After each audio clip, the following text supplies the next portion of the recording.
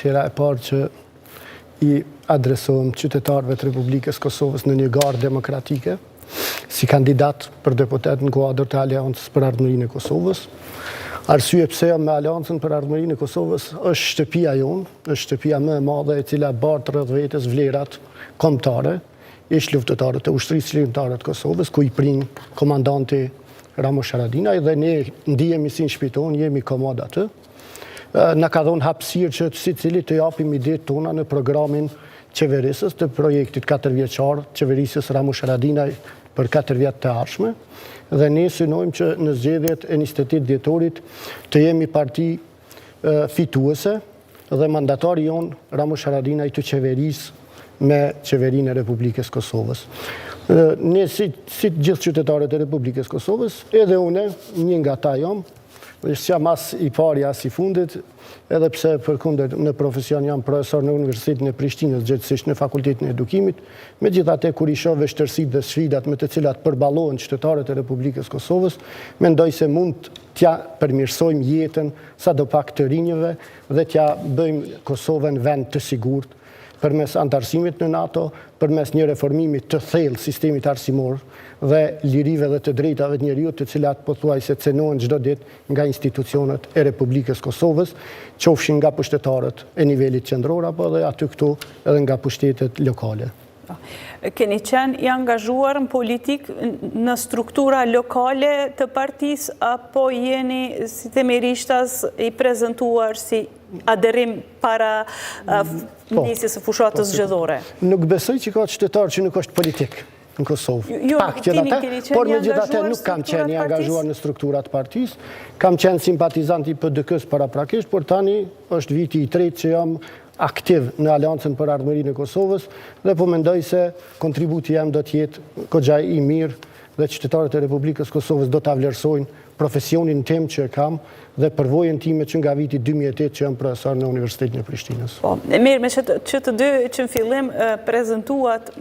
qëllimin ose vullnetin për të përmirësuar jetën e të rinjve në Kosovë. Sipas programit ku thoni që ju keni kontribuar, çfarë parasheh programi i partisë suaj për të rinjt konkretisht? Si do t'ua bëj jetën më të mirë të rinjve? A keni fokus se ku do t'i orientoni politikat, programin dhe le themi alternativ për çka duhet votuar ju që të rinjt kenë jetë më të mirë në Kosovë? Po. Ne në programin e Aleancës për Ardhmërinë e Kosovës, gjithësisht sektorin për arsim, kemi punuar në program që mësimdhënësit që arrin moshën mbi 60 vjeçare në mënyrë vullnetare të shkojnë në penzion të parakohshëm. Koston e pensionit të tyre me 70% të pagës do ta bartë qeveria dhe do të punojmë në atë drejtim që të bëhet edhe ligji dhe në kuadër të saj do të lirohen vendet lira të punës në profesionin e mësimdhënies, është fjala. Por e njëjta me vlejt edhe për administrat dhe normal se i kemi kalkuluar edhe me Ministrin e Financave në ardhje, zotrin Haki Shatri, dhe me ish-ministrin e punës dhe të mirëqenies sociale Ahmet Isufi.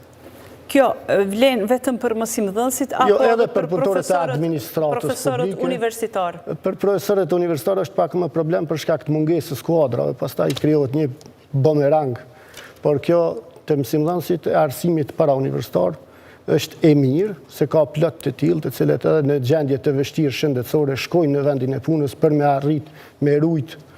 vendin e punës deri në moshën e pensionimit, edhe përkundër që ekziston një ligj por që nuk është zbatuar asnjëherë që mësimdhënësit me smundje kronike me u mundsu me shku në pension të parakohshëm. Asnjëherë nuk është realizuar për shkak të vështirësive që i kanë, ose nuk jo llogaritet përvojë e punës koha deri në moshën e pensionimit, ose edhe nuk gjejnë apo nuk hasin në mirë kuptim nga institucionet qofshin lokale, qofshin qeveritare të nivelit të lartë.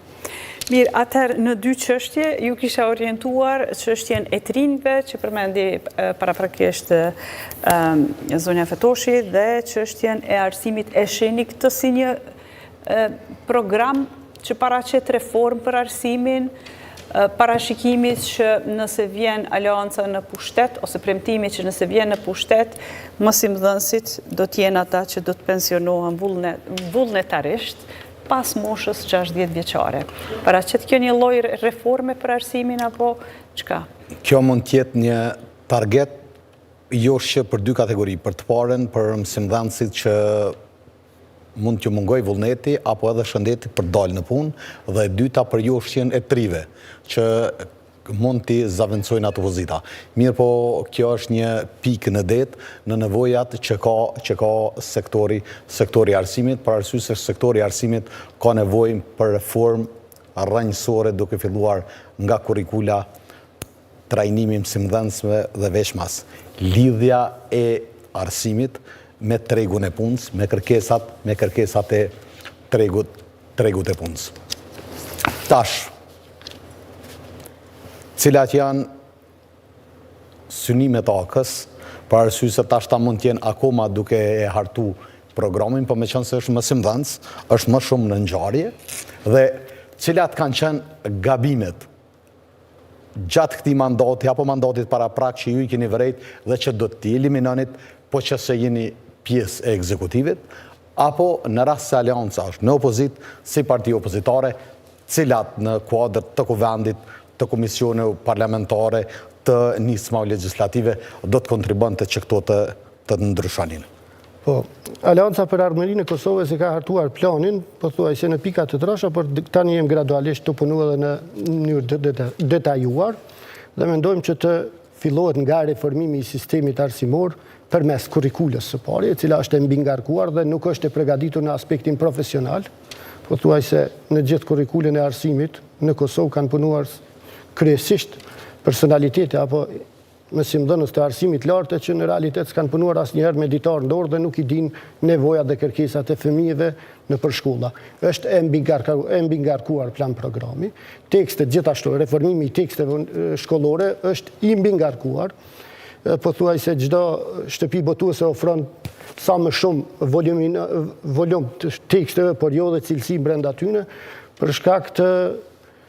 përfitimeve që i kanë nga shitblerja e teksteve, ndoshta. Megjithatë ka një komision shtetëror që mbikëqyr dhe ju thoni që aty ka njerëz që nuk kanë punuar kurrë në arsim, nuk kanë qenë kurrë. Jo, kanë punuar në arsimin e lartë, jo mësimdhënës të arsimit fillor apo të edukimit parashkollor. Dhe mësimdhënësit që kanë punuar në kurrikul, që janë të arsimit lartë, nuk i din nevojat dhe kërkesat e fëmijëve të vegjël me çka mund të përballen ata për çdo ditë. Do të thonë në reformim dhe kryesisht në kurrikul do të angazhohen në rishqirtimin e kurrikulës mësimdhënës që punojnë për çdo ditë me fëmijët në institucione arsimore, edukative arsimore, jo mësimdhënës siç jam unë në shembull në Universitetin e Prishtinës, që jam profesor i ciklit të universitetit, me student që punoj, t'i bëj kurrikul fëmijëve nga klasa e parë deri në klasën e 5, apo nga klasa e 6 deri në klasën e 9, atë do t'ju jepet prioritet që të punojnë në kurrikul gjatë reformimit apo rishqyrtimit kurrikulës, kryesisht mësimdhënësit që kanë të bëjnë për çdo ditë me punën e tyre me fëmijë. Çështja tjetër që ngriti zoti Sefaj është edhe